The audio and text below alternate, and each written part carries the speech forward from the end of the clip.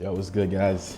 I just got back from a workout, but not my typical type of workout. It was a recovery workout. I like to sprinkle these along the way when I have the energy to do a workout, but I know that I'm not fully recovered. So for example, today, triceps weren't recovered. So I'm like, all right, bro, I feel like lifting, but it's chest day and I can't get it. I just can't get the bar up. I just won't be able to hit it with the same intensity that I would have if I had taken one day off. So what I did instead of sleeping is I did active recovery, and that really helped me out, guys. So let's get straight into it, guys. So, why should you have a recovery day or off days? I know you guys want to keep pushing through and keep working and keep the grind going, but I'm here to tell you, man, breaks are beneficial. Breaks are sometimes more beneficial than actually lifting. Sleep and recovery are like top tier, the most important. My most important thing in the gym is obviously training with intensity, but right there in the runner-up position is recovery. If you're not recovering, bro, you're not gonna be making any type of progress. So recover, man. And if you didn't know this, some muscles recover at different rates. So for example, the chest recovers super slow. It takes the longest to recover. It takes the longest to be able to put out the same amount of output as you had when you were recovered versus like the day after and the days after. It takes longer for your body to get back to that fresh point, that point at which you can push out the most amount of work. So chest takes the longest to recover. And on the opposite of the spectrum, quads, lower body muscles recover very quickly, and you can kind of hit them, as much as you can stand. I like to do the ratio of, having majority of my workouts being lower body movements versus upper body. So for example, a week could look like Monday, quad dominant leg day, Tuesday, back day, Wednesday, posterior dominant leg day, Thursday, arms and shoulders, Friday, quad dominant leg day, and that's my week. And then coming the next week to follow up the cycle, we ended off on a quad dominant leg day. So that means that the first workout will be chest day.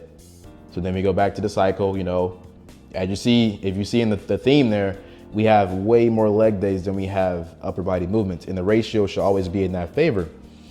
And as you see from the graph I showed previously, it makes a lot of sense because those muscles recover quicker, so I can hit them with more frequency. So, another factor that plays into this is, what you're training for. I know we like to mix in strength and muscle growth training, but they're totally different things. They equate to totally different types of workouts, and the recovery tactics are very different. Like for example, if you're training to get a stronger bench, it makes sense to bench more consistently. Bench like more times in a week. Like the more you bench and the more efficiently you can recover from each workout, and you can put out more, of bench strength sessions, the better. But with chest, and you're trying to grow your chest, it's kind of different. You kind of want to, hit it with a certain amount, hit it with intensity, obviously, in that rep range that I recommended in the previous videos. Like I do about, the rep range is about 6 to 15-ish, and the sets are 8 sets on chest. That's it. I don't go over that. No, because chest takes so long to recover. So what I'm saying generally is that if you're trying to build a bigger bench, you want to keep hitting it, because the marker you're targeting there is your central nervous system. And your central nervous system, its recovery tactics are very different than like muscular recovery. It's totally different. And hypertrophy training or muscle building training kind of blends those two factors of muscle failure and muscle, the need to recover, the need to rebuild, the signal you send in your muscle to build more muscle, and it blends that with the central nervous system, but it's less on that nervous system side. Well, it depends on like which rep ranges you train with, but with the ones that we're focusing on here, you need more time to recover for chest. It takes a long time. But if you're just, doing bench presses and your volume is super low, like you're doing low volume but very, very high intensity, you're not gonna need as much time to recover, because you're really only hitting that strength side and that central nervous system side. You're not really getting into that muscular failure side, and that side where your muscle is, you're sending the body messages to build more muscle. So it's totally different, guys, totally different. And I really wanted to point that out because I think I hear questions all the time about, you know, if I want to build a bigger chest, what do I do? You know, first off, train with intensity, but not as you think, bro. Not as you think. You should not be spamming out tons of volume on it. And volume, if you don't know this, is reps times weight. The amount of reps you do in a given workout times the amount of load that you're moving. So it's that total amount. You don't want to have a high number for chest. You want to keep it relatively low. For movements like the legs, you know, you can kind of, you know, increase the volume a little bit, but the way I do mine is I space mine out across the week. You don't have to do it all in one day. You can space it out. But for chest, do it in one day, you know, have a certain amount of sets you try to hit, but don't go over that because it's not really beneficial to even spam it out. And same with other upper body movements like the biceps, triceps. Those muscles don't really grow well if you're, you know, consistently hitting them and not giving them time to rest. So it's better to like space out the volume you do for those, you know, not to put too much in one set and give yourself time to recover. And to wrap the video up here, I want to give you guys some practical ways you can recover quicker. And obviously the biggest one, if you're not doing this, bro, please click off the video, man, and get some rest. But sleep is the biggest one, man. Get yourself some rest, bro. Like, if you're not sleeping, bro, what are you doing? Like, it's just, at this point in your gym grind, your gym journey, you should be sleeping. Like, that's the #1 priority. And, you know, next on the list here is obviously taking rest days and, you know, just taking a break from the gym. I know it's a passion of yours because you're watching this video and you've gotten to this point, but bro, take a rest day. You're not gonna make progress if you keep on tearing your body down and not giving it time to rebuild.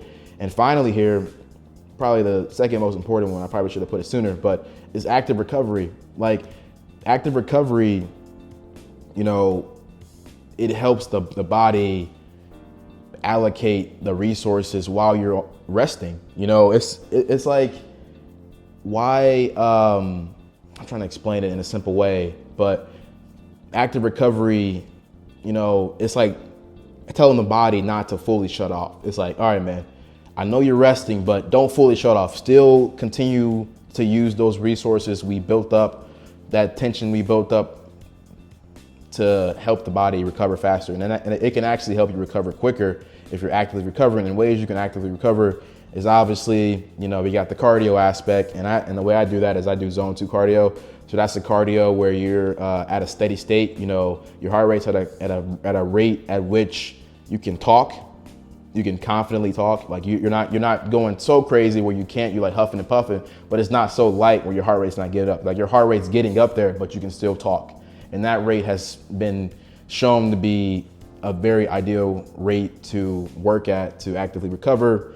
And other ways you can do it is mobility work. You know, I do a lot of band work sometimes to warm up for leg days, but that stuff is also good for recovery days. And also, bro, just movement, period. You know, you can play some basketball, play some tennis, play some whatever, bro. Just be moving and blood flowing. Like the blood, that's the one thing I was missing was blood flow. The blood flow was like a key reason why active recovery is so helpful, because you're just laying there and laying back and, you know, chilling. I mean, you're going to be recovering, but you can get it done a little faster if your blood is actively moving, but you don't want to be lifting. Like you don't want to be lifting on days you should be recovering. Like that shouldn't be happening. You should have a day where you recover, you know, actively. Yeah. So guys, I'm gonna wrap the video up there, guys. If you're interested in growing more and learning more about active recovery and ways you can improve in the gym, tap in with my fitness consultation where I sit you down on the call and I learn more about what you need and we craft you your own workout plan. And if you have other needs, like it's not just workout plans. I can build you an active recovery plan or pretty much anything you want, bro. So tap in with that, guys. And if you're just getting started off in the gym and you want something simple and easy to use, tap in with my free workout plan. It's very simple, practical. You can follow it. It'll help you build muscle. It's a 3-day plan. Tap in with that, guys. And I'll see you in the next one. Thanks for watching. Like, comment, share. Peace.